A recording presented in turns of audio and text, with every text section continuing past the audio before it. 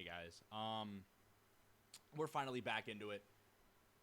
As you already know, my name is YAP, your average podcast, and we're gonna move away from the podcasting videos for today. I know I haven't posted in a good while, but I plan on trying to fix that uploading schedule now that the football season is back in kick. I will end up going live at 5:25 for the Tampa Bay Buccaneers game. I will have my girlfriend with me, so we will have two people for that game. And I hope that you guys will at least just I hope that you guys appreciate this post today. So without further ado, let's get into it. So we have the Week 1 NFL schedule right here, and let's just start things out with, of course, the game that's about to kick off for me right now in pretty much exactly an hour, with the Baltimore Ravens versus the Kansas City Chiefs. And despite the Chiefs trying to go for their three-peat, and despite winning, obviously, the Super Bowl, despite picking up better receivers, honestly, I'm most likely going to go with the Ravens here in a close ball game, I would like to say. In a lot closer of a ball game than you're going to honestly be expecting for Ravens Chiefs. I know it's not even exactly like the sleeper pick to go for the Ravens here, as the Ravens are a very, very good team. But I don't think this is going to be very, very high scoring. I think it's going to be mostly defensive carried. That's what I personally think. I don't believe that it is going to be, as much of a slugfest as people like to draw it out. I personally believe that the final score is going to be 21. Do not mind my handwriting. I personally believe that the final score is going to be 21-17. I do not believe that the Chiefs' offense is going to be doing very much. I do not believe that. I believe that it's going to take him a little bit, considering that most of his good receivers that he has now are younger. That's what I personally would like to believe in my head, but I do end up believing that your Baltimore Ravens will be coming out on top. Now, let's go to Sunday, where we are going to have a big slate of 1 p.m. games, 8 of them to be exact, 16 whole football teams playing at this time.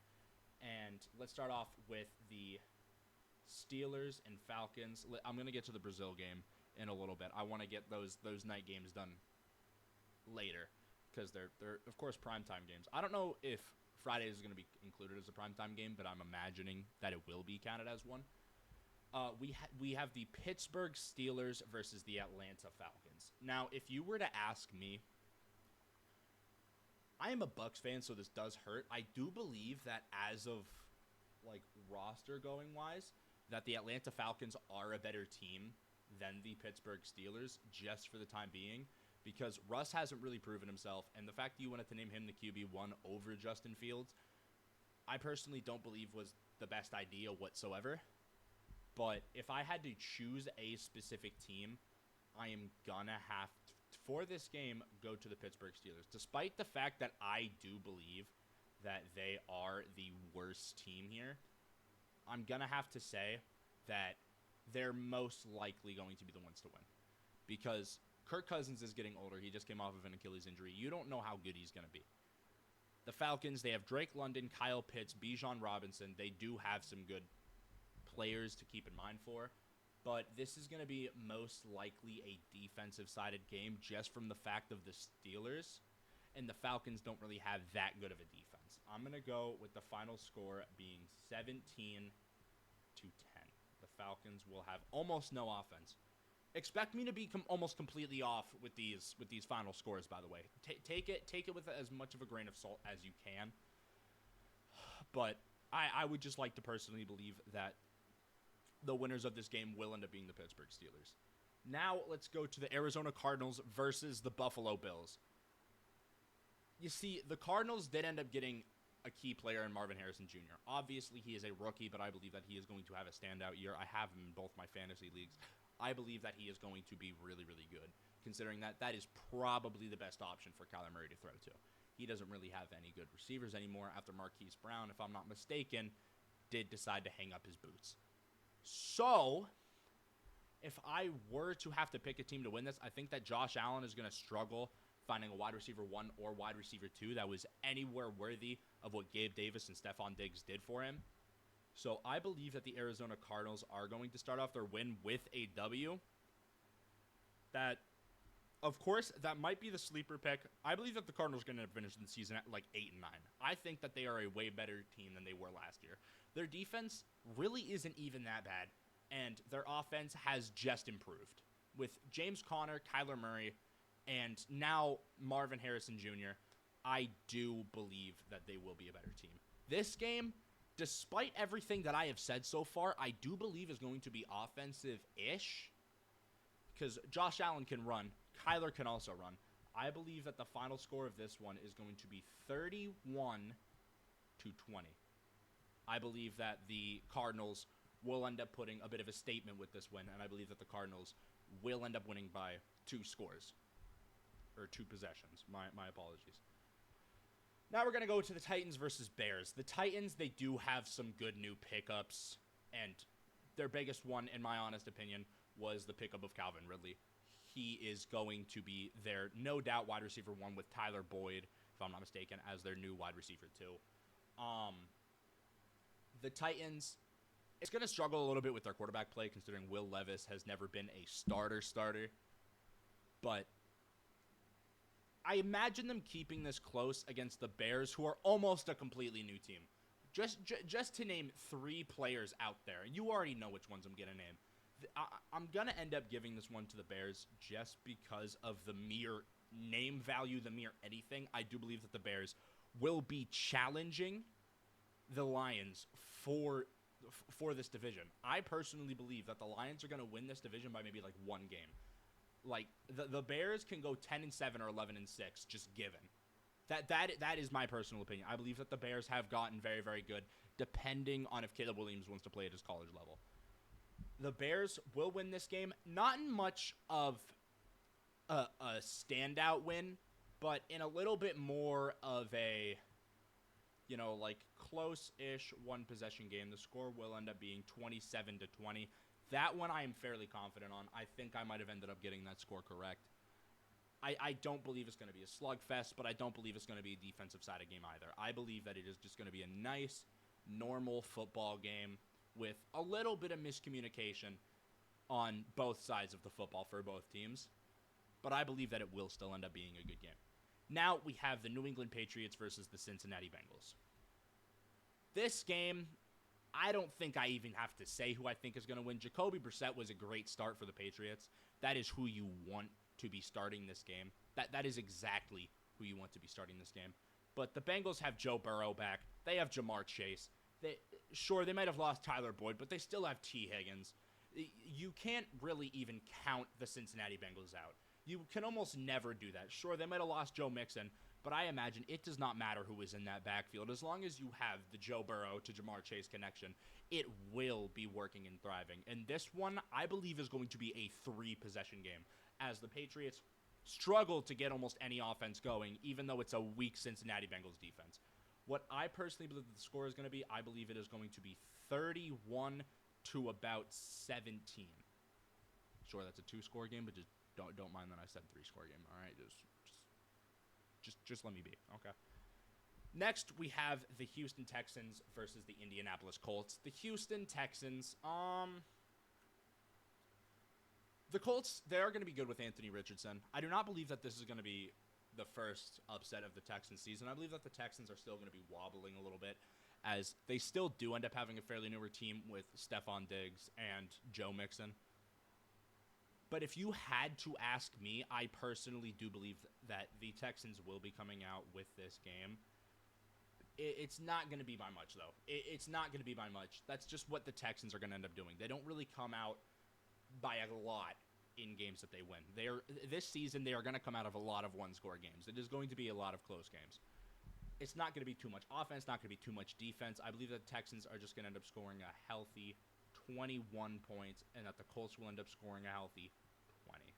That's what I personally believe, dude. Like I said, do not mind my handwriting. I think you can understand what numbers I am putting down in front of you. As long as you can, then that is okay. But the Houston Texans will end up being your winners of that football game. Now, mark me down, what I believe is going to be one of the top 3 games of this week. Okay, you have the Browns and you have the Cowboys. You have the Jets and the Niners, and then you have the Dolphins and the Jaguars. I believe that the Ravens and Chiefs is going to be one of those close ball games, like I said. But I personally believe that the amount of offense and the amount of amazing defensive plays that you are going to see in this game is going to be what ends up attracting people. Because despite it being a high-score game, you can tell that the defense still did good. It was just one of those games where both teams just seemed like they had the ball for forever, even though it was like short sequences. Personally, I believe that if I had to choose, of course, the Dolphins are going to end up coming out of this game. I don't really imagine a world where the Jaguars end up winning this. But I believe that the Dolphins come out with a final score of 35, and the Jaguars come out with a final score of 27. I believe that there is going to be a lot of touchdowns scored in this game. I believe that there is going to be a decent amount of field goals kicked, even though that score doesn't really show that. I do believe that there will be a lot of offense and a lot of absolutely stellar defense coming out of that game. Now, let's go to your stinker game of the week. Let's go to the Carolina Panthers versus the New Orleans Saints. I hate both of these teams. I'm a biased Bucs fan. Pardon everything being Philadelphia around me. But the Bucs, I love the Bucs. The Saints, hate them. The Panthers, hate them. Have to put bias away to the side for a second. Of course I do hate the Saints more. Of course I do. Of course I want to see the Panthers win. Of course I do. And I personally believe that the Panthers are going to win. I personally believe that the Panthers are going to win this ball game. And I personally believe that the Saints will be struggling. Derek Carr has not proven much of himself in New Orleans yet. And the Carolina Panthers need to have a bounce-back year. Sure, the draft wasn't as good after they traded away their first overall pick to the Bears in exchange for DJ Moore. Was it the other way around? That's confusing. Pretty sure it was the same trade, too, which doesn't really make much sense. But, it's whatever. The Carolina Panthers are going to win an absolute stinker of a ball game, 17-14. I can imagine more offense being played, considering that the Panthers' defense isn't really their strong spot. And the Saints, they do have a good defense, but I don't imagine it really clicking the first ball game. You know what I'm saying? So I personally believe that the Carolina Panthers will end up winning this ball game with a final score of 17-14. That the score can end up changing, but I do believe that the Carolina Panthers will end up winning this game. Now, the Minnesota Vikings versus the New York Giants. First game of the season. What always tends to happen? I know it really hasn't been too much recently, but first game of the season, Giants don't win. The Giants are honestly what I believe the worst team in the NFL. They have neighbors, and that is literally the only bright spot that I can think of for this team. And Dexter Lawrence. That is it. That is every single good New York Giants player. You can throw backups from any team on here except for probably the LA Chargers, and you can still have them just be immediate starting caliber players on the New York Giants. The New York Giants will not be winning this game. Even though the Vikings got way worse, don't get me wrong, they still have Justin Jefferson. It does not matter who the quarterback is, Justin Jefferson will thrive. It is just what we have seen happen.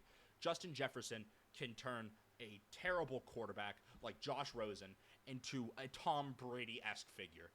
Justin Jefferson will end up carrying this team to win. Do I believe it's going to be a high-scoring offensive game?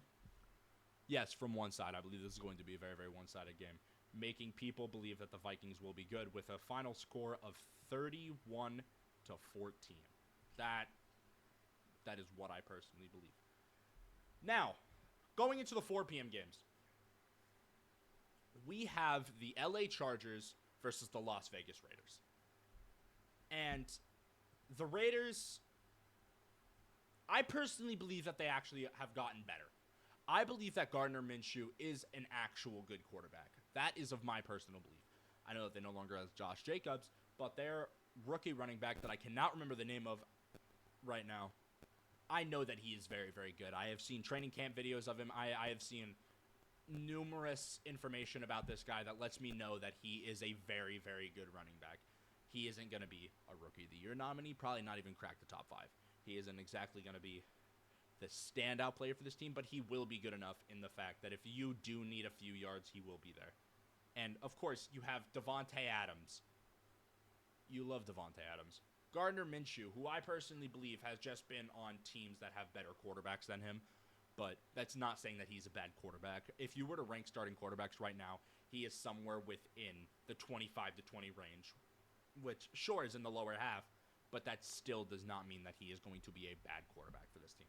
I believe that the Raiders end up winning this game. I believe that the score is going to be fairly close, not too close, maybe like a one-touchdown game, with the final score being 24 to 17. The Chargers don't have much. They have Justin Herbert, and that is about all that I can name. That is it. that's literally all that I can name. I believe the final score is going to be 24 to 17. Now, we go to the Denver Broncos versus the Seattle Seahawks. The Denver Broncos aren't exactly the best ball team anymore after trading away Jerry Jeudy. And the Seattle Seahawks, Geno Smith has been falling off of a cliff as of late. But they still do have Kenneth Walker. They still do have Charbonnet. They still do have Jackson Smith and Jigba. They still do have DK Metcalf. They still have Tyler Lockett. They still have very, very good players. They have Devin Witherspoon. They have Tyreek Woolen. Just to name their standout players. And if you were to put that side by side with the Broncos, you cannot name much at all. And if I'm not mistaken, Bo Nix was already named the starter. Meaning that the Broncos don't have much depth whatsoever. They really don't. I believe that their QB2 is Zach Wilson. And as we've seen with teams who have their QB2 as Zach Wilson, they don't do good. Even though it's only been the Jets, but they don't do good. So the Seahawks will win this game. The Broncos aren't even going to really be that good this year. But it's in the middle of a rebuild for Denver. So I obviously imagine that. They have Cortland Sutton, and that is it for even any sort of standout players. I believe that the Seattle Seahawks will win this game, and it's going to be a bit of a statement win too, even though it's a bad team. I believe it's going to be 27 to 17 for this game. Like I said, it's not going to be by much, but it's still going to be a good ball game, but it's going to be one-sided, but still be good. That's my personal opinion. Now we go into the Dallas Cowboys versus the Cleveland Browns.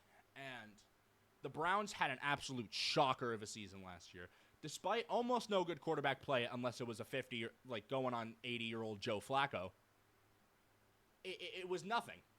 But to be fair, Joe Flacco in that season did look like Kurt Warner. He looked like prime Kurt Warner. He was kind of insane. Still a little upset that he won Comeback Player of the Year and not my Baker Mayfield, but you know what? It is what it is. You let what happens, am I right?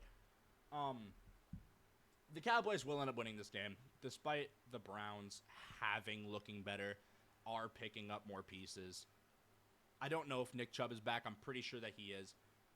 I still believe that the Cowboys will win this game after recapturing CeeDee. If you look at your fantasy league, by the way, it does say that he is out. It is not that he is out. It's because of how late he signed his contract. They don't have him registered on the starting roster yet due to the possibility of him not being ready. But there has been numerous reports that he is ready. This is where I imagine your offensive game going to. This is what I think is going to be your most offensive game and your most close game. I personally believe that the final score will be 35 to 31. 35 to 31. Healthy game. Both teams just taking shot upon shot upon shot. I think that it is going to be a very, very good game. Do not quote me on that, but that is what I personally believe. And now, I think you guys are aware of what game is next. It is the Tampa Bay Buccaneers versus the poverty Washington Commanders. I try my hardest not to have bias, but it's pretty hard to not have bias whenever your team is playing an absolute shitter of an opponent, and they decided to put it at 425. Like, why? Why would you decide to do that? Hopefully it's broadcasted so I can actually watch the game. But why would you do that? Because it's week one. You want entertaining football. You're supposed to put bad teams against bad teams, mediocre teams against mediocre teams, and good teams against good teams. Look at this schedule. That's what it's been. Highly promising team versus highly promising, not promising versus not promising. And then you have the Buccaneers versus the Commanders. What type of absolute disrespect is that? I know you want to see Jaden Daniels play, but the Tampa Bay Buccaneers defense is just going to be all on that fact. The Commanders are not going to prove anything. They are going to have one touchdown.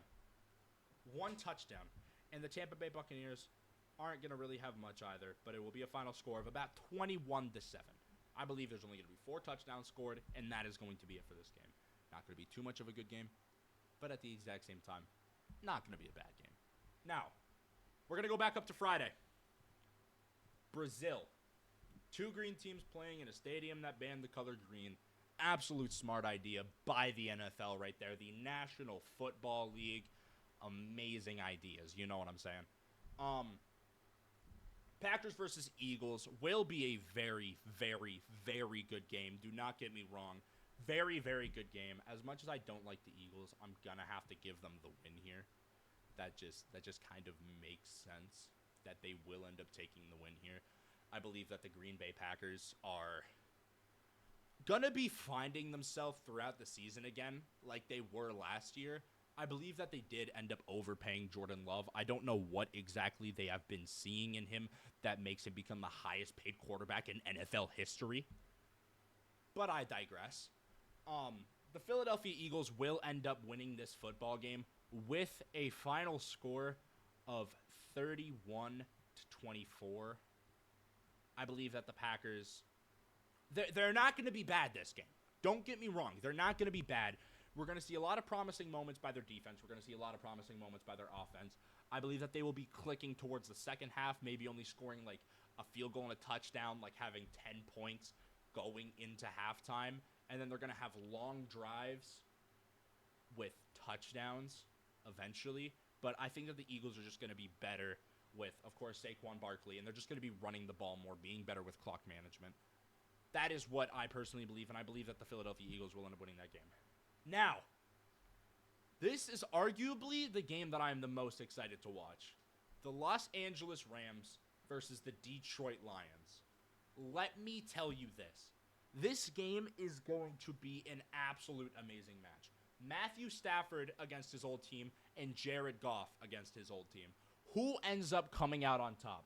The Rams, who win a Super Bowl, go down into nothing, and then come back up finishing with a 10-7 season after finishing, 4-13? After winning a Super Bowl? Very, very bipolar stuff here. But they have Puka Nacua, Cooper Kupp, of course, how can you not mention Matthew Stafford? They have 2 promising defensive rookies.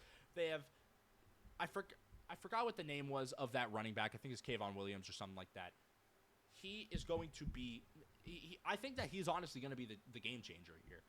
But it's still going to go to the Lions, but I believe that Williams will be almost carrying this Rams team. I do believe that the Lions will end up winning.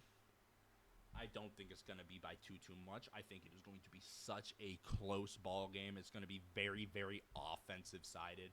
I personally do not imagine a world here where the Lions score less than 38 points, and I do not believe a world where the Rams score less than 31 points. I think that is going to be an absolute beautiful match. If you want to watch a match, watch that one. That's what I will say. And now, for the last game, we're going on to Monday Night Football. We have the New York Jets versus the San Francisco 49ers. The 49ers that would be looking for revenge. The 49ers that, I'm just going to spoil it for you, in my honest predictions, I had winning the Super Bowl against the Miami Dolphins. I believe that the San Francisco 49ers will come winning this game against a Jets team that still needs to fix itself after what happened last year. After the painful mistake that was last year with Aaron Rodgers screwing up his Achilles after 4 plays. 4 plays is all it took for the Jets season to immediately go from out on top to down to the bottom. That is what a good quarterback can do you in the NFL, folks. That is what also a bad quarterback can do you in the NFL. It can completely and utterly derail your season. The New York Jets, they are not going to go down without a fight. It is going to be a close game. Not very much offensive sided. They both have amazing defenses. I imagine this being more defensive. Aaron Rodgers starts out the season with 1 pick. Brock Purdy throws 2 picks. But it doesn't matter because the defense of the 49ers will just get so many 3-and-outs, you won't even know how to count them. Monday Night Football is going to end with a final score of 21-20. I know that's the second time that I predicted that score, but that is what I believe that the predictions will be. So, as I'm saying, this is going to be a good week of football. This is going to be just the week of football that we want to come back to. This is going to be an amazing week 1. You have to watch it. I believe that, like I said, the winners for this game is going to be the Ravens, Steelers, I'm struggling. Ravens, Steelers, Bears, Texans, Panthers, Raiders, Cowboys, Lions, Eagles, Cardinals, Bengals, Dolphins, Vikings, Seahawks, Bucks, and 49ers. I believe that will be the 16 teams going into the season and coming out of the first game with the W's. I believe that is what is going to – I believe that that's what's going to happen throughout this 4-day stretch that we do have coming up. This will be, like I said, an amazing week of football, and I will highly, highly encourage you to please tune into these games if you can, if you have them, whenever you can. Because, like I said, this is going to be just the week of football that you want to watch. Now, that does beg the question. Aiden, how often will you be doing these videos? How often will you be? Like I said, I'm going to try my best to do them every Thursday. Sometimes I get put on my work shift for Thursdays. Then I will try to do my best to put it out on a Wednesday or a Tuesday. I might even end up coming out every weekend with, like, maybe on Saturdays or just any day that I can with fantasy football advice. I might start live streaming on my TikTok. Please make sure to check that one out. I do need a little bit more followers on that to go live. I will 100% have the information for that in the description or in the pinned comment. And please, if we can, let's set a like and a view goal for this. Let's go with about 100 views, and let's go with let's say 20 likes. I think that's a pretty easy goal to reach. You guys are gonna need to help me out on that one. Let's just see how this goes. But anyway, this will be a great week of football. I'm excited to see what happens. And please, before you go, make sure you hit that subscribe button. Make sure you hit that bell to get notifications whenever I post and upload, which hasn't really been that much. But, yeah. It was great seeing you guys. This is Yap, your average podcast.